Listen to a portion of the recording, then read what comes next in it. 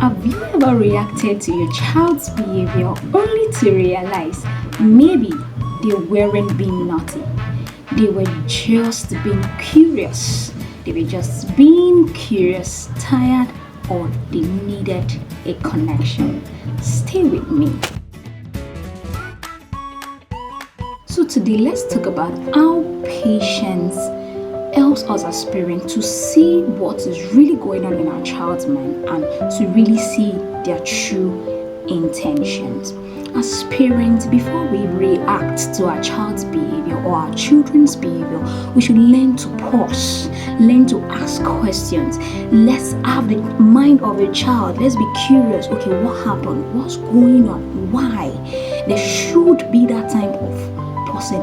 I know it is natural for us to want to react immediately, but it is necessary for us to be patient and truly listen to them. Now, the Bible talks of God in Psalm 103 verse 8 that says, God is compassionate, is slow to anger, and is abounding in love. As parents, we are to show forth the character of God.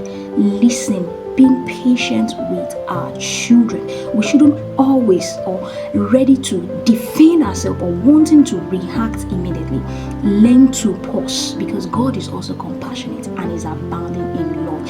Instead of the immediate, why did you do this? Why did you do this? Learn to breathe, pause, and ask questions because there is always a true intention. And until you are patient with them, before you can really know or realize what their intentions were in the first place. Now I'm going to share a story of my child and his friend. A friend came to visit us at home and he was playing with my child, and my child said, let's go and play ball, and he didn't answer him. Because of this, my child felt it was not needed, and he said, I will spank you.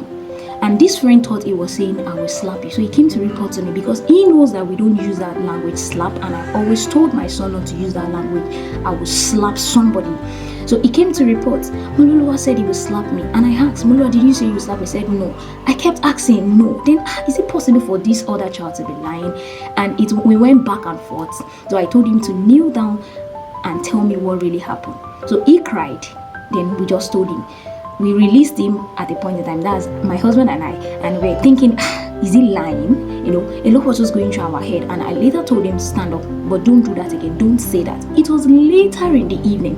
Thank God that there is a relationship between my child and I. He had to come and meet me, and he was telling me that, Mommy, I didn't tell him I will slap you. I said I will spank you. And I was like, why didn't you tell me when I was asking you that question? And you made me punish you.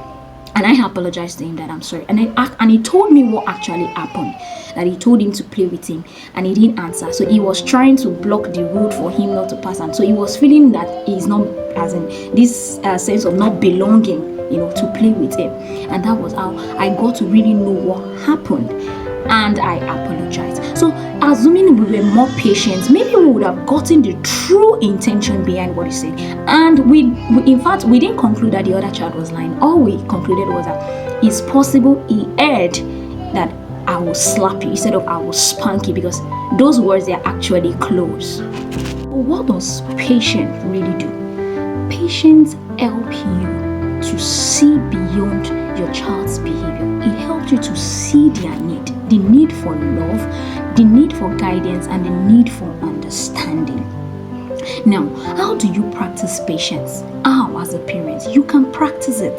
You can learn to be patient. Number one, you learn to breathe before responding or reacting to any of your child's behavior. Two, you learn to ask questions. You learn to ask questions.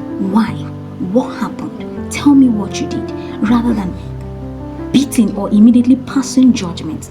Number three, learn to replace quick correction with curiosity. When you replace it with curiosity helps you dig down for answers, want to know what happened.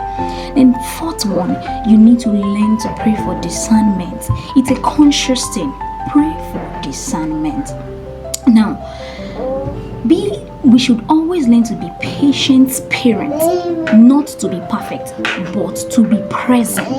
We're not asking for perfection as parents. I am not asking you to be perfect, but I'm asking you to be present as a parent. And one of the ways to be present is being patient with your children. You learn to communicate, you learn to see them truly, their true intentions, what goes on through their mind. That way you are in that position to better guide them, better see their needs, because most times they react because there is a need that is lacking and they want you to help. You are in that position to help.